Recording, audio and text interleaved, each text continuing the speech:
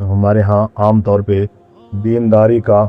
یہ معیار سمجھا جاتا ہے کہ جو صرف نماز، روزے، حج کا یا زکوٰۃ کا پابند ہے یا بظاہر متبع سنت ہے، اس کو ہی صرف دیندار سمجھا جاتا ہے۔ حالانکہ کچھ اور معاملات بھی ہیں، کامل دیندار بننے کے لیے ان معاملات کو پورا کرنا بھی ضروری ہوتا ہے۔ انسان کی زندگی کے ساتھ جو معاملات ہوتے ہیں، کچھ معاملات کا تعلق حقوق اللہ کے ساتھ ہے اور کچھ معاملات کا تعلق حقوق العباد کے ساتھ ہے۔ حقوق اللہ کی ادائیگی کی بھی اہمیت ہے اور حقوق العباد یعنی بندوں کے حقوق کی ادائیگی کی بھی اہمیت ہے۔ اگر ایک بندہ حقوق العباد صرف پورے کر لے، حقوق اللہ پورے نہ کرے، تب بھی ناکافی ہے، اور ایک بندہ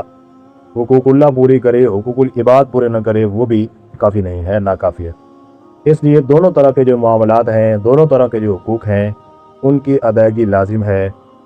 اور ہر معاملے کے متعلق اللہ کے بندے سے سوال کیا جائے گا، پوچھا جائے گا۔ چنانچہ حقوق العباد کے حوالے سے اللہ تعالیٰ نے قرآن میں بڑی تاکید فرمائی ہے۔ سورۃ النساء آیت نمبر 36 میں اللہ پاک نے فرمایا ہے، وَاعْبُدُوا اللَّهَ وَلَا تُشْرِكُوا بِهِ شَيْئًا وَبِالْوَالِدَيْنِ إِحْسَانًا، کہ اللہ کی عبادت کرو، اللہ کی ذات اور صفات میں اللہ کے کسی بھی غیر کو شریک نہ کرو، اپنے والدین سے حسن سلوک سے پیش آؤ، قریبی رشتہ داروں سے حسن سلوک سے پیش آؤ، غریب و مسکینوں کا خیال رکھو،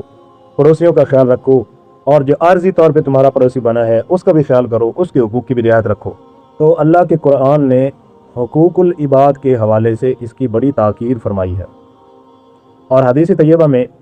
اللہ کے حبیب صلی اللہ علیہ وسلم کا فرمان ہے، حضرت عبداللہ بن عمر رضی اللہ تعالیٰ عنہ راوی ہیں، صحیح بخاری کی روایت ہے،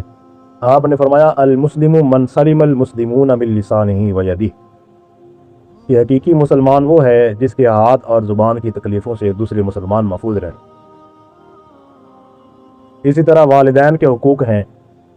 ماں باپ کے حقوق ہیں، کہ جن کی ادائیگی کی کس قدر تاکید ہے، اللہ کے پیارے حبیب صلی اللہ علیہ وسلم نے تاکید فرمائی ہے، اور اللہ کے قرآن نے بار بار ذکر کیا۔ اور قابل توجہ نقطہ یہ ہے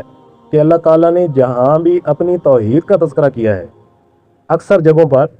جہاں اپنی توحید کا تذکرہ کیا ہے، جہاں اللہ پاک نے شرک کی مذمت کی ہے، وہاں پر والدین کی نافرمانی اور ان کے ساتھ بدسلوکی کی بھی اللہ پاک نے مذمت بیان کی ہے۔ تو جو کبیرہ گناہ احادیث میں گنوائے گئے ہیں، جن میں شرک کرنا بھی کبیرہ گناہ ہے، جھوٹی گواہی دینا کبیرہ گناہ ہے، کسی مسلمان کا ناحق قتل کبیرہ گناہ ہے، اس طرح ماں باپ کی نافرمانی، ماں باپ کو ستانا، یہ بھی کبیرہ گناہوں میں سے ایک گناہ ہے۔